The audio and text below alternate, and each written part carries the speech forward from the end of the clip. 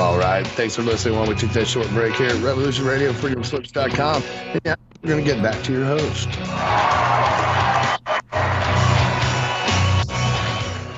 That's right. Hello and welcome to Platos Cave on Revolution Radio for Revolution.radio, coming to you from Australia, the land down under. We've got the kangaroos and the platypus and all the other animals which are made up and not real because we're sitting in a makeshift bunker under Denver Airport. That's right, everybody. Yeehaw! It's home to fresh, relatively uncensored ideas. Conversations are good in the chat. I'm not there. I'll go there in a second. But, hey, what? What is important is that this is listener-funded radio. Very important because no one else gives us any money. So please do give us money. Lots and lots of money. Or crypto. Crypto is good. In fact, Bitcoin. Man, I really do wish I'd invested in Bitcoin. But, whatever. All good. But, yeah, please donate. And if you can't donate, that's okay. Just tell people about the station. That's cool. That'll work. Please tell people about the station. It's important that someone listens to us. There's a lot of craziness going on there. It's getting. I thought. Actually, let me finish the intro, and then I'll tell you what I'm thinking. Today is Thursday, March 13th. Not Friday, but Thursday, March. That's right, the 13th, 2025, third of the year. Actually, quarter, I should say. Quarter of the year already gone. Not yet a third. Not yet a third. Wait till April, Mackie. You can catch the cave on the air, on the line all the time, or on your smart device. So grab an app to listen anywhere, or listen at home on a Grace Table of digital radio. That's right. But you know what? Archives are free. Another good reason to support the station, either financially or through word of mouth. It's all good. Grassroots. That's what we need. We need grassroots. Before we start broadcasting at you in anger, we would like to acknowledge the traditional custodians of the land from which we broadcast. And for Dave, that's... It is the Dark and Joan. Thank you, sir. For myself, of course, it's the Rock people. And we'd like to pay our respects to elders past, present, and future. Near my house, 10-minute drive from my house, is the Rock Research Center, believe it or not. I haven't been in there yet, but I'll go and check it out. In the meantime, hey there, Omega Logos, Comet, Fleddy. Fleddy's new. The one and only Flippy. Oh, this is funny. I like these avatars and handles and all goodness. Anyway, welcome in the chat room. Dude, Batsman is there. Bottom feeder hunter. Bottom feeder hunter, very good. You've got to have a tell us what you think. You got to do something with your time, right? What? You got to fill those hours. But yeah, so look, if you engage in the chat room, that's awesome. We always like to see that. We do keep an eye on it and then respond and mention your handle on the air. So if you're listening to this in the can, meaning on some kind of platform that is not live, why don't you try and come and join us live? It's actually not too bad the time in Australia. It's 10 p.m. 10 p.m. Yeah, sorry, Dave. I thought that George W. Bush was Junior was the pinnacle of political entertainment for me. I thought that was it. That was it. I mean, it couldn't get any funnier than that. It couldn't get any. Well, you know what? We were wrong because I was sorry. I wasn't just wrong, Dave. I wasn't just wrong. I was the anti Nostradamus. Okay. I mean, what? I'll just really quickly mention the few things that I found astounding this week. Okay, first of all, I want to mention this is a little meme or a little joke that Dave sent me in our private chats, and yes, and I think it's just fantastic. This is tariff thing, right? You should never pee into the wind. So this is Donald Trump, and there's a little fan blowing in at him on the ground, and he proceeds to relieve himself and let some water. But of course, damn that physics! The stream, as it were, is directed back at his face via the fan, and the caption reads, "How tariffs work." Really? Now I want to say this because this is important. Tariffs are imposed on goods that are imported from another country, whatever the percentage is, 10, 15, 20, 50%, whatever, that tax sits on top of what the goods are worth, what they would normally come in. Like, let's say if someone brings in a box of chewing gum for $10, and we put a 50% tariff on it, that box of chewing gum is now $15. Wow, okay? Look at you, That's oh, look at me doing all the math in my head, with the hard numbers. I didn't say it's $12.80, did I? I did not. No, you didn't. but essentially, the supplier of the good, he takes the tax and goes, oh, I got to pay it, because that's the law. So yeah, okay, fair enough. But guess what? I'm gonna pluck that 50% right on the good, so the $10 chewing gum is now $15, and the person that pays for the tariff in the end is in fact the end consumer of the country that is importing the good. And in the case of the Trump tariffs, it's the American public that pays those tariffs, not the supplier of the good, not the country. See, the theory is, the tariff is not designed to be levied against the country. It's not. What it does, or what it's designed to do, is to discourage, in this case, Americans to buy goods that have a tariff on them, because hopefully they're more expensive than what is on offer locally. Right now, that's okay if there's a local equivalent. Cheaper, right? And then tariffs work just fine. So let's say the box of chewing gum that you import is $10, but the local chewing gum was $12. You wouldn't buy the local because it's more expensive, so you buy the imported one, right? Makes sense. Totally. You slap a tariff on the $10 box, it's $15 now. You know what? I'm going to buy the local $12 chewing gum. Thank you very much. I don't want to, pay extra for the $15 imported chewing gum. That's how tariffs work. That's the idea behind a tariff, right? And in the long term, and Donald Trump is right about that, in the long term, but it's a very long term these days, because of our entrenched operating and manufacturing practices. In the long term, the idea is, says the manufacturer of the chewing gum that used to be imported for $10, now costs $15. That manufacturer now says, you know what? If I was making my chewing gum in America, in actual America, right? The country, the soil of America, I wouldn't be slapped with tariffs. My chewing gum would probably be more expensive to be made, but it'd probably be cheaper than $15. So I could compete locally. So I'm going to buy a factory in America, and I'm going to make my chewing gum here. That's in a nutshell what Donald Trump is trying to achieve, right? I mean, simplistically. Actually, no, not actually. That's pretty much what he's trying to achieve. Not even simplistically. That's exactly what he wants to do. Long term is the key word here. It's not a tomorrow thing. And what is happening in the meantime, right? Because let's think about this for a second. Let's say all these people that are making steel and whatever else they're making, whatever else has a tariff on it, and they decide to go ahead and manufacture or do whatever they do in America now.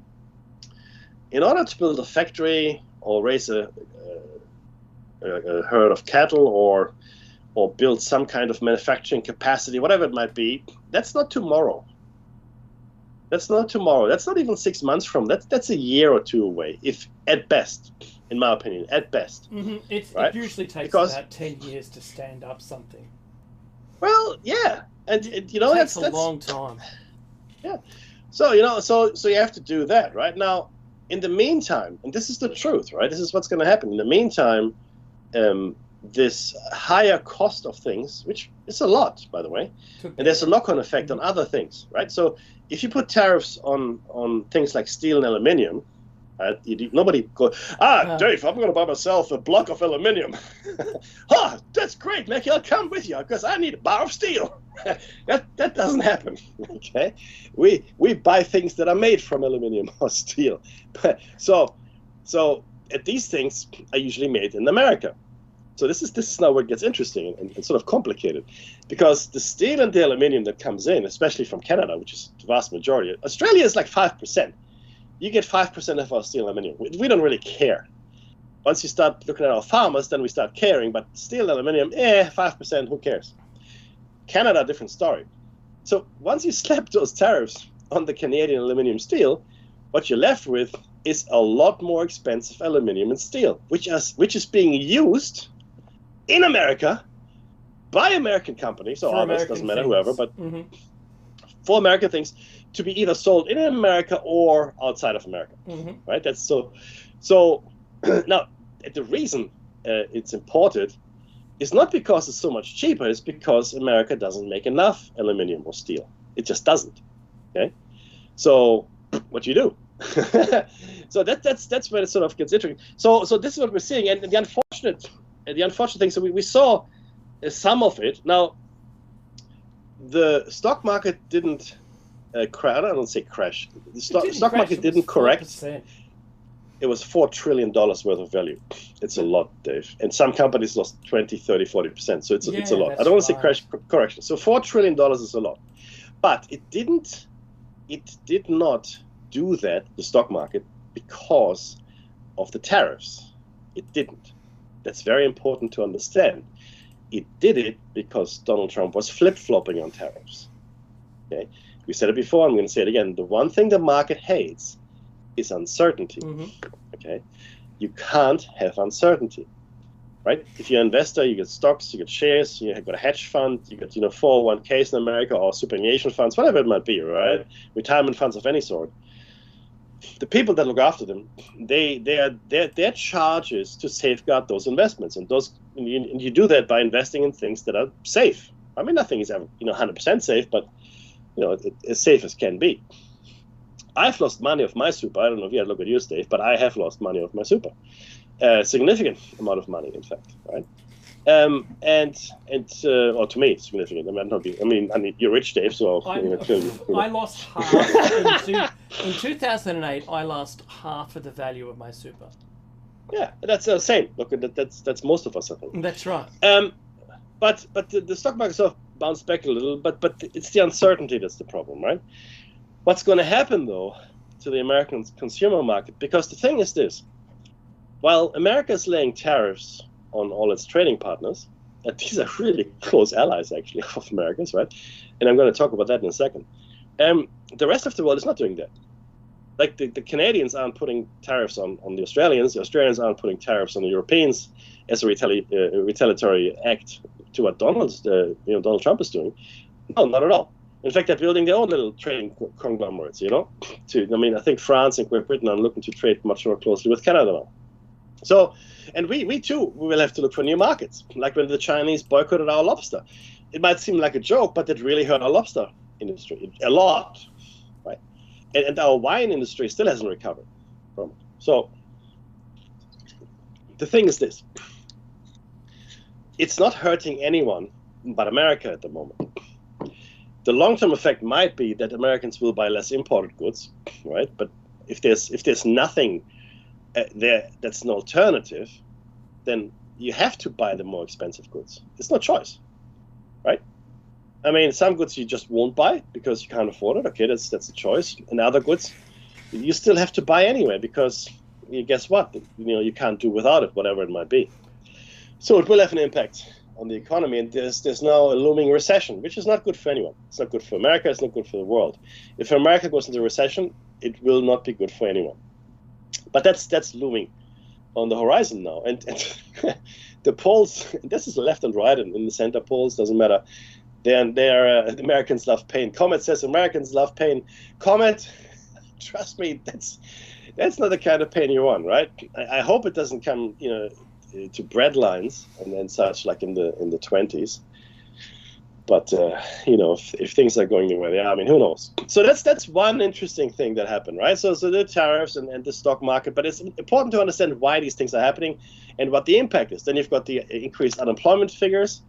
Like, unemployment, less jobs were created than had been expected, significantly less, and they hadn't counted yet the people that were let go from the government. So there might be a net loss of jobs in the economy, potentially at the next...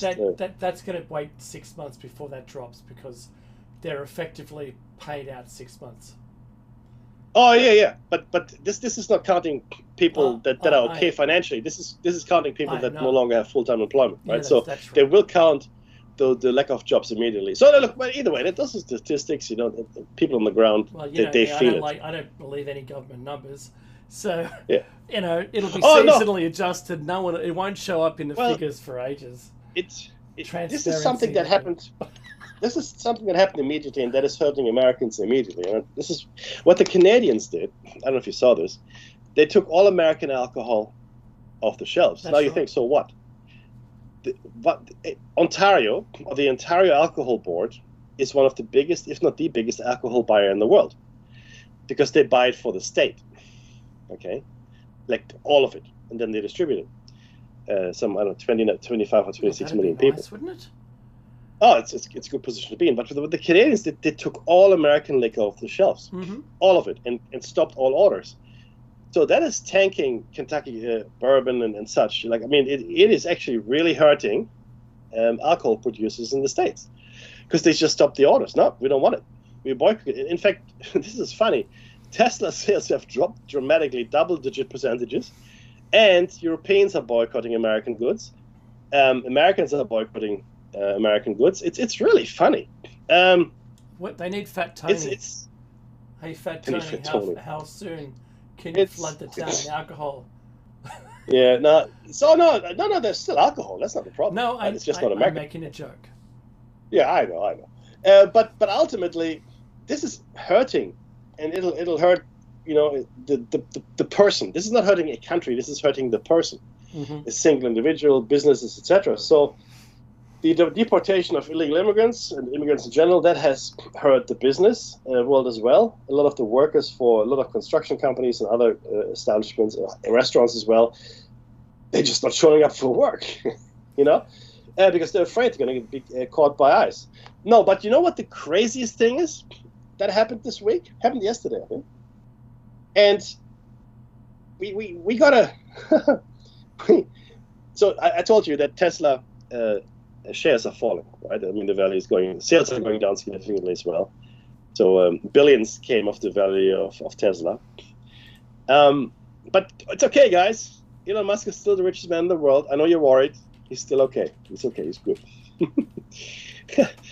Donald Trump says, I'm going to buy a Tesla off my good buddy, and I won't even ask for a discount. So on the lawn of the White House, this has never happened before. I just want to say this here. This was like product placement, right? So there's this Tesla truck and the Tesla, some kind of sports variety. They're in front of the White House, and Donald, looks at both, tries out both, and he goes into. I like the red one. He likes the sporty one, so he's going to buy that one.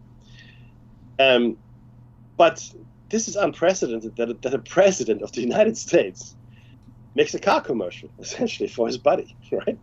It's wow. I mean, the thing is, it's not hidden. This kind of behavior, and you can call it what you want, is just unheard of. I think it's hilarious. But this is your leader, everybody.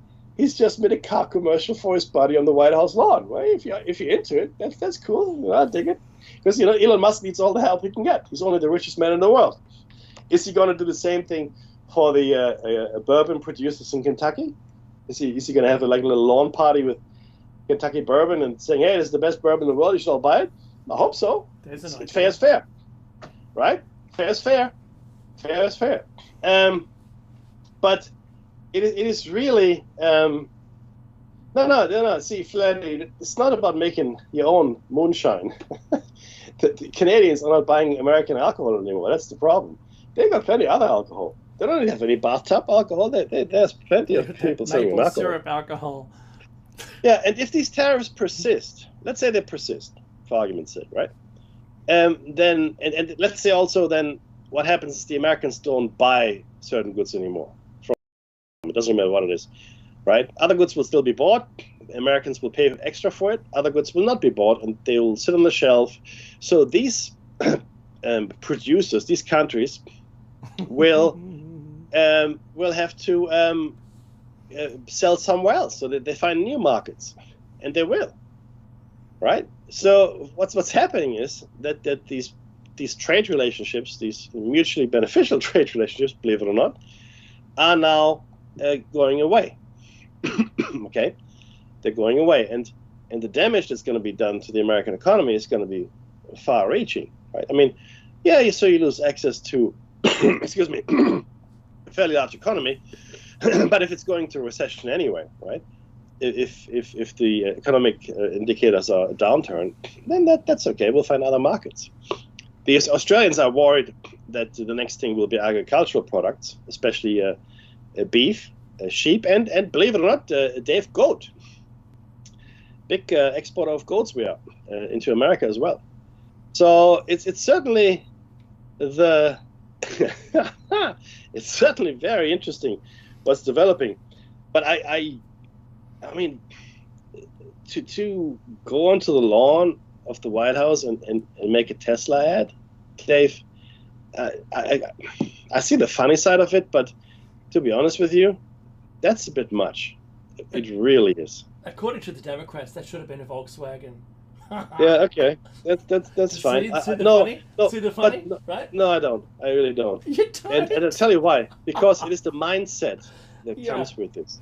So for Donald Trump, that's okay. You see, and it actually isn't. It isn't okay at all, because there is a certain dignity that comes with a certain office, and certainly, President of the United States, and you must. If you want respect in the Oval Office, you have to act in a respectful manner, right?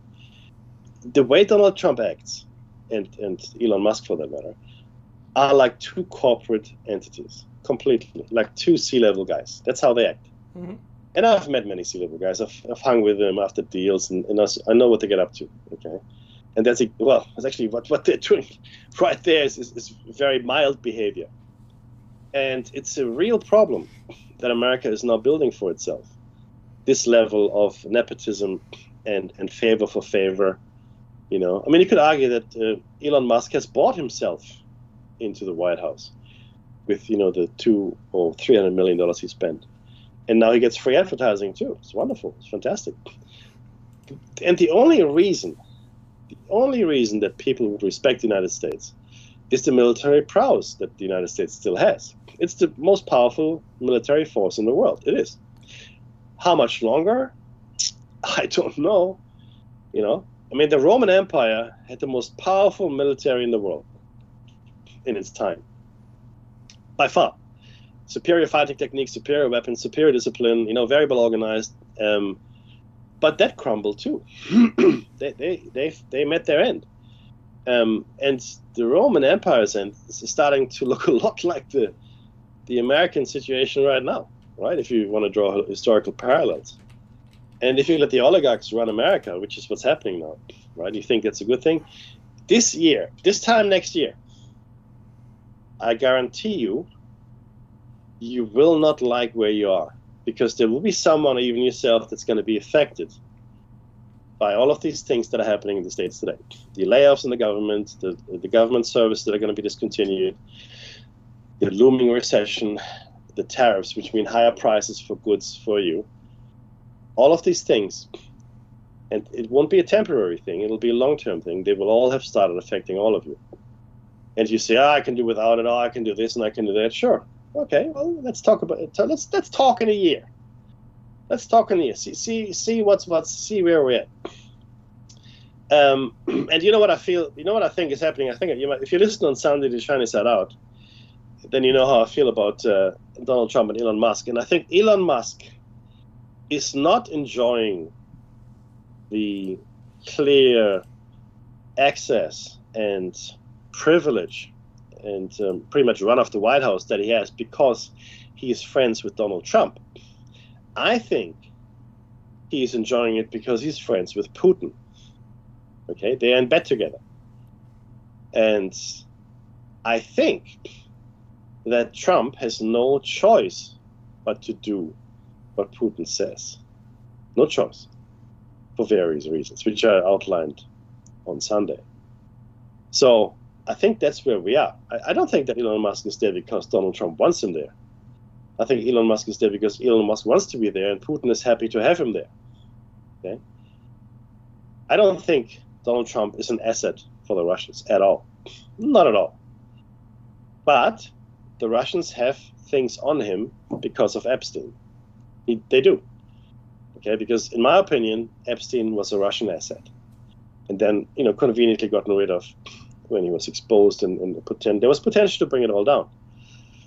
Right? It might even be, who knows? It might be a Mossad Russian combination. Who knows? But the Russians have the material on Trump. Of that, I'm convinced, and Trump is doing exactly what the Russians want. He's saying all their words. Now, the test of my theory will be, now that the Americans and the Ukrainians have come up with a ceasefire agreement, okay, it would be very interesting to see what the Russians now do. So will the Russians agree to it? Maybe they will. Are they going to keep it? Evidence, history, Dave, says no. They have broken these kinds of agreements to the tune of 26 times in the recent past. Okay? So, no, I don't think so. I don't think they will. But again, we're going to see, right? We're going to see what happens in the Ukraine. I predict Putin will get everything he wants. That's my prediction. He will keep the land, okay? There won't be any NATO troops in the Ukraine as part of a peacekeeping force. UN troops maybe, but not NATO troops. And then whatever else. And he will get maybe favorite nation status with the states when it comes to trading, etc., etc. I think, and if he does, then I'm convinced. Because right now, it's a theory I have, but if he does do that, then I will know that Putin has something on Trump. And just imagine the coup. I mean, just imagine for the longest time, ostensibly Russia and or USSR and the US were at each other's throat, right? Through the Cold War, etc. And now to have the highest ranking member of the American government potentially in the pocket of Putin. Just Dave, think on that. Just I'm not saying I'm 100% right, but just think on what that would mean. Historically speaking, that's almost, well, actually, that's pretty much unprecedented. So that's my craziness, man. What is your craziness? Okay, thank you. Thanks, Becky. I've noticed that gold was where all the money shifted when it was sold off in this last few days. Gold prices went up, and they're nearly $4,000. It's crazy. Thinking about this time last year, they were $2,500, $2,600 an ounce. But now I noticed that there is a boycott of Tesla in the US since the election and the announcement of Elon Musk being placed in the cabinet, right, or whatever, a not a voted, whatever he does, whatever head of Doge, right? Let's just call it that. Well, he's not head of Doge. Officially, he's not. There's a lady in the bureaucracy who is. So, of course. Yeah. So officially, he's not the head of Doge because that's all kinds of legal complications. However, there's a boycott since the highest point that the stock of Tesla was at was $493.72, and that happened on the 17th of December. And since then, it's been a decline, and it's now at 248. It's just shy. It's round about half price, but it was that same price back in October of 2004. So we've really only gone back that many months, right? So 5 months worth of value. But if when you look at the stock, it's a blip. It's been up high to 500 before, and look, no doubt it'll get there again. But because all of the influential people were Democrats, all of the Hollywood people who just, salivated, smug when they bought their Tesla and drove it around, right? I'm buying American, fantastic. We love Trump, fantastic, yeah? Let's drive EVs, yeah, let's do that. And how good are we? Oh, we're so good. And then when they turned, when Elon Musk was no longer, openly Democrat, was fighting towards having the Republicans win, you saw a boycott commence, and it's showing in the stock price. It's a correlation. Let's say that. So, as that continues, how much more can it sustain? How can the market keep sustaining the elevated price of the Tesla shares? Right, I don't know. It could certainly go down to $100 a share. That'd be fine. It's been there before. As let's say, what date was that? 2020. It could go back to then. It was in 2023. It was around 113. So look, it's possible. I'm no financial expert. In fact, I know nothing about finances. I see the graph, and that's all it takes. You listen to the news, you can see there's relevant points in time across it, right? And I'm not trying to water down Meki's statement at all, because it's, I think, my view and his view, they might differ in the way we look at it, but it's the same outcome. I'm talking to the same thing. Now, one of the things that I've been watching in the last week or so is, and Meki, you're going to know what this means, managed decline. So managed decline, if you're in business, for instance, is realizing there's a massive problem, but you keep the company running while shedding to keep it alive, just alive enough so you continue to get paid, and you survive it, and then you can take stock and maybe resurrect the business, or you lasted long enough then to wind it up. It doesn't really matter. It is basically the sunsetting of something. Managed decline is, how do you deal with the sunsetting of whether it's a business, a country, could be a product, doesn't really matter, whatever it is.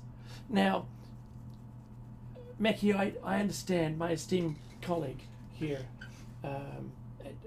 we both recognize that empires come and go.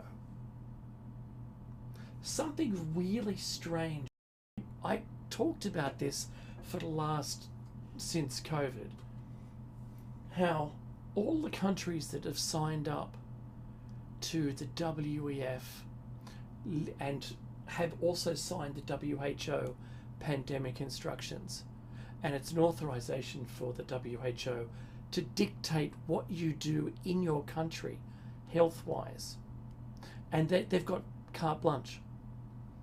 They can say lockdowns, they can say masks, they can say vaccines, they can do whatever they want, and our country has signed over the powers for the WHO to control our country. We've also signed the WEF and the Great Reset. We've signed across to that as well. Now, all the countries that seem to have signed up to it have all begun a managed decline. They've all done the same thing. We all had the same inflation. Yep. We all had the same jobs decline. We've had the same food scarcity. We've had all of the same things. Now, for some reason, we've all got measles sparking up again. All of us. Now, it's a correlation, granted, right? I'm not claiming that I know anything. I'm putting the warning screen up again. We're commentators. That's all we are. When I watch this, when I watch what appears to be a managed decline of all of our countries that have signed up, it starts to draw a bigger picture about a handover to, let's call it the New World Order. That's what I see. We're all slowly pulling apart our countries, ruining it for everybody when they could have fixed something. They could have fixed it all. Today, in our cost of living crisis, they've said, the power bill's going to go up. How do we know that? Oh, because the regulator put the prices up. What, during a cost of living crisis? Yeah. Let's see what happens next. Right? They've just rolled a 19 on a D20. They get to do what they want. They've got the power to do anything they want to us. Is it affecting them? Not a chance. And who is them? Who is them in my description? It's everyone who's making the decisions. They all have the ability to be completely unaffected by what they do to us, everything they decide upon. This is the big problem, and no one cares. No one seems to care. If Mackie, I'm going to put this back to you because, I think 5 minutes is enough. So, if right, if we see anything at all, say the United States is kind of like a clam has just clammed shut in comparing them to all the trading partners. It's just like, we're closing our doors, screw you, don't care, done. Yep, we're just looking after ourselves. However it turns out, in managed decline, I might say, Mackie, if you know what I'm saying. So in Australia, where the tariffs affect 0.2% of our iron and let's call it, it's not bauxite, it's aluminium at this point, whether we export ingots. I reckon that there's going to be the Coca-Cola arm in Australia that buys the most of the aluminium, instead of allowing it to go to the US arm and have a tariff imposed upon it, it'll probably just buy more in Australia and then just sneakily ship it out, because it's, it'll go to Ireland on the books and, and not be affected by anything, and then have a value of zero and be written off, and as they do with the iPhone manufacturing, and then it'll kind of shunt its way across to the US to be processed. I think there's going to be corporate workarounds and some loopholes that make all of those tariffs go away. We're still buying all of those, war machines off the US, which we'll get in how many years? 15 years, right? 2040 is some ridiculous rubbish. So if there was going to be a war, it'd be over by the time we get any of those things. It'd be over. So I'm thinking that what we're actually seeing is a managed decline, but the US is the centerpiece of all of our, the radiant countries in its perimeter that provide it goods are now all at a loss. Yes, Mackie's right. It'll affect all of the trading partners. As much as we'd like to, stiff up a lip and all that whole chap, right, and just take it on the chin, who's going to be tough against America? I mean, really, Australia has been burned by trying to be just a little tough, not even tough, like wet sponge tough, against other people that we sell our goods to, who then put even more punishments on us. I think we're the flea in the jar. We're not going to, like on television, doing a short speech to a camera saying, we're going to call them up, and I don't think this is the end. Oh, it's the end. It's the end of those discussions. You're not going to get any more bargaining. If there was any bargaining to be had, it would have been had. So the way I see all of this happening, not just from Australia's perspective, say from the UK, from Canada, from Australia, I'm seeing all of us in the same boat. We're all in different boats on the same ocean with exactly the same negative impacts on all of us. And we're not doing it to each other. These are all being done internally. I've seen people footage from England and from Canada and from the US all talking about how best in the past this is, how best we can manage our own country. We need to get rid of waste. This is from both sides, it's bipartisan, right? We need to get rid of waste and abuse, and let's get rid of 300,000, jobs. That was Clinton. Yeah, Obama said the same thing, I think 250,000, whatever. And everyone was applauding those people. Applauding them. Because it really never would happen. Even Nancy Pelosi was up there saying we really need to exterminate abuse and waste in our government. It sounds great when you're at a podium, when you're at a lectern and you're talking to your comrades, party members. When you're talking to them, it sounds great. And it's a great little news bite, a little 10-second grab. But in the end, they don't want it to happen when someone else is doing it. No one wants to happen. They only want it to happen because they can raise the flag and say we did something. When someone else does it, everyone's at them.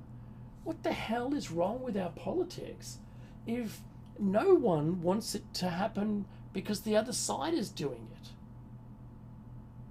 And they don't do it in the end anyway. If this is if Trump's the only party that is actually doing any of it, it's the wrong time to do it, possibly. And too swiftly, because it has a large kick-on effect. You wait for 6 months' time.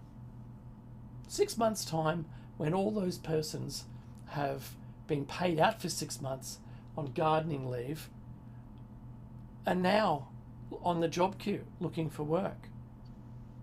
Where's that going to be? I know I'm accompanied by 899 other people in with my same title at work, trying to find the same job, which is crazy. You wait for there being hundreds of thousands of people, all with the job title of I was an admin assistant in government. Only government wants to employ government people because they're so slow and they only do the thing they're told. Doing 5 people's jobs isn't a thing in government. But when you get to large organisations, you've really got to be all over the place. You have to be Krishna or Vishnu with all the arms, and get everything done and work outside of hours and take phone calls. I know there's a law passed in Australia, but who cares, right? No one's going to really adhere to it. Answering emails at 3 o'clock in the morning. Yeah, I've done that before. So I see this managed decline as a thing that is, it's not the headline in the newspaper. They talk about all the fringe, but the action is this. I think, this is what I believe, and I'll put in my warning screen back up again, because I'm not an economist, I'm a commentator. I see parallels, I see correlations, and I see the actions and the periphery news stories. But in the middle is the same thing, it appears to me, as an orchestrated push to adhere to an unseen WEF rule that we need to equalize all the countries to be as poor as hell, so we all beg for universal basic income and the saviour to swoop in and save us all, and that would be the WEF and the global digital currency in a one world government. I know it seems very extreme from this point of view at this time mark right here in the timeline of events that are occurring. Not really. I don't think it's extreme at all, Dave. In fact, if you look at the rate of change that the Trump administration has brought just in the last few weeks, I think anybody would be foolish to underestimate the speed with which things can move. And anybody who's been in We speak about this all the time. Anybody who's been in a disaster situation of any kind knows how quickly things turn sideways. But I want to go a step And further, when Dave. they change so fast, it'll make Oh. your head spin. Completely. Mm-hmm. I want to go a step further because Ooh. you talk about the WF. Now, the WF is the instrument, and the billionaires are the instruments. Mm-hmm. This goes so much deeper. It's the parasites that you never see. You don't see them. You don't know them. You don't know who they are. These are the people that keep themselves out of the media, that are so immensely wealthy that will make Elon Musk look like a pauper. Like a Wow. like a work. Yeah. Well, no, these are entities, Mm-hmm. parasites, that that their wealth can only be measured in planets or solar systems, if you will, right? They're so beyond us, it is not even funny. And there are not a lot of them, though. And that's really the key thing here, right? And this is why things are moving the way they are. There are not a lot of them. And I don't know why they're not a lot, because maybe they've always been like that. Maybe they don't like to admit people into their ranks. I mean, we know of stories where people have been allowed to join them. Hercules was allowed to join. Gilgamesh could have, but didn't, chose not to. Others as well.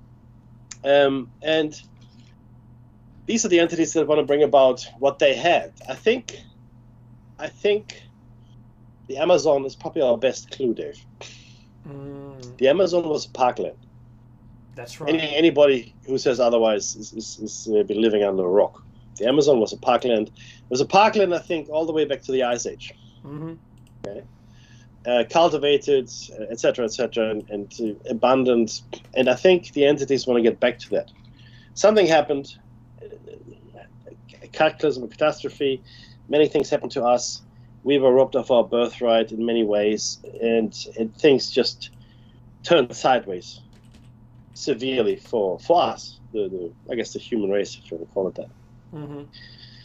Now what we're seeing is a return to the good old days, Dave, the good old days of total control.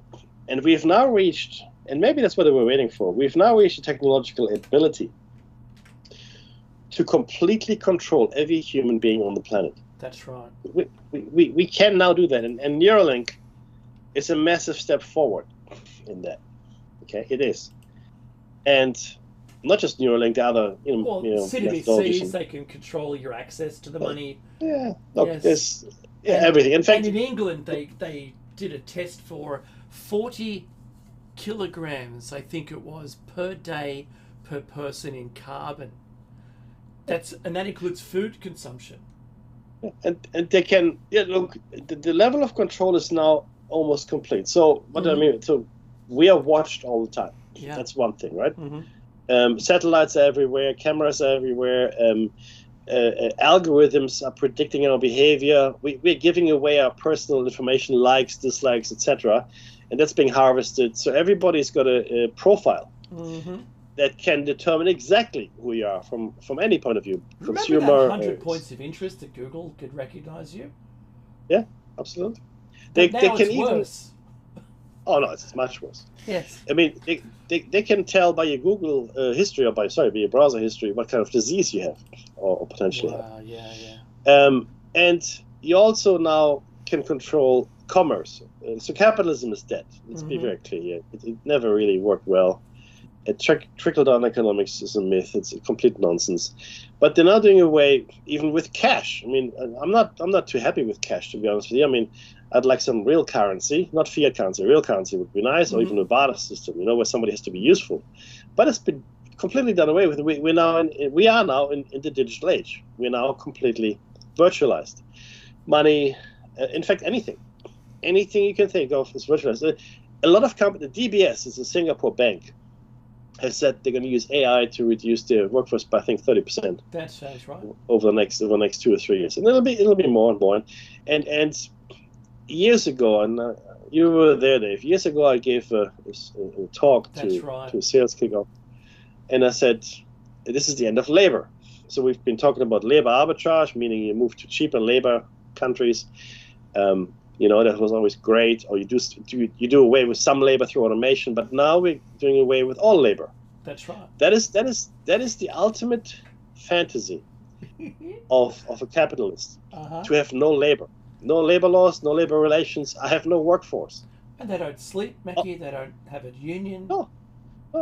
All of a sudden, capitalism and communism no longer exist because you need a workforce for either to work, as as a concept, as a philosophy, even, right? Yes, that's right. And all you have left are these producers, and that's where we get back to Dave's argument of the living wage. Now, all you have then is consumers. You're at the top of the food chain. No one works for you except maybe some maintenance people. I mean, there will always be some maintenance people, surely. And all of a sudden, nobody will be working, so they have no money. So you have to give them money.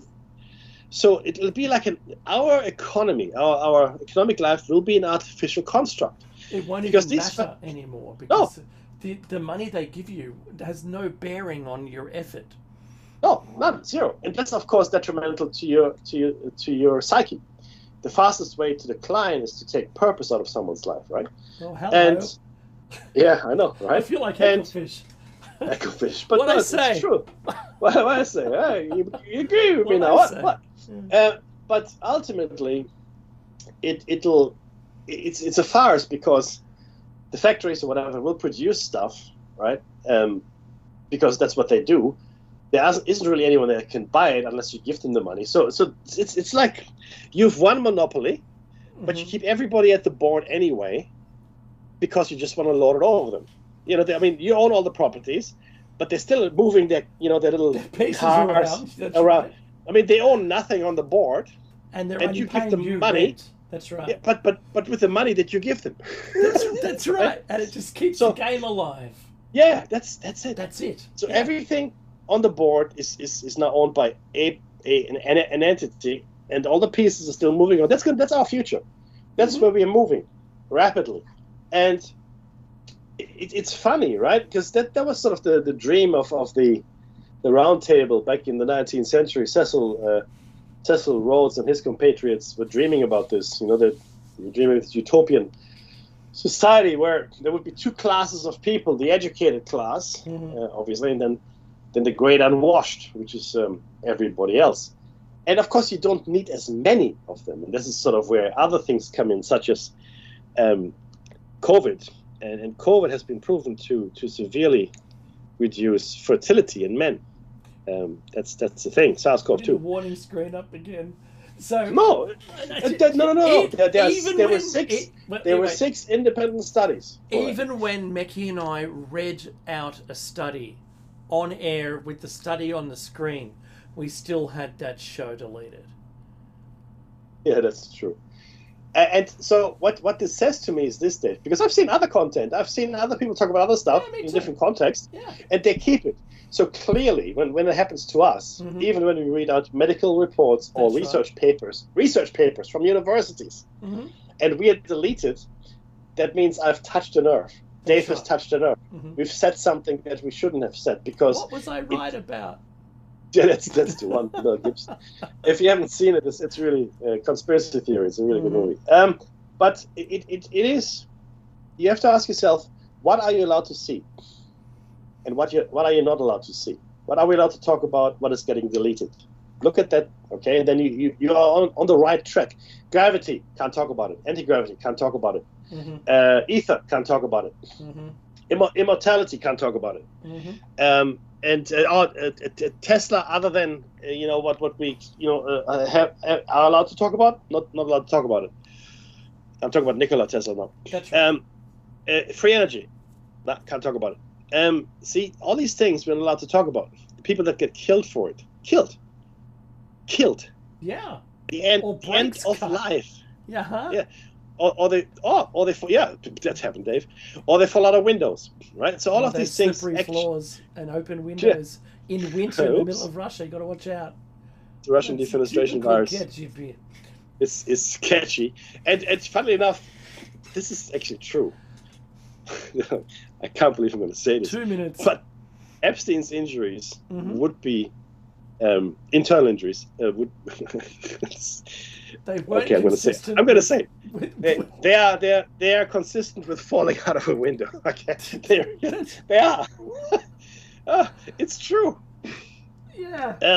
You can't actually inflict what the damage that was done to him, yeah, on yourself. You can't actually do it. It's not No, that's possible, right? Mhm. But it is consistent with falling out of a window. There's no window here, Yuri. Oh, I don't know, Pavel, come.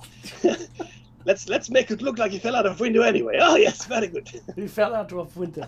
Yeah, that's anyway. We've come to the end of the show, believe it or not. that went quick. I At least apologize we for not ended being on here. a light note. That's what I like.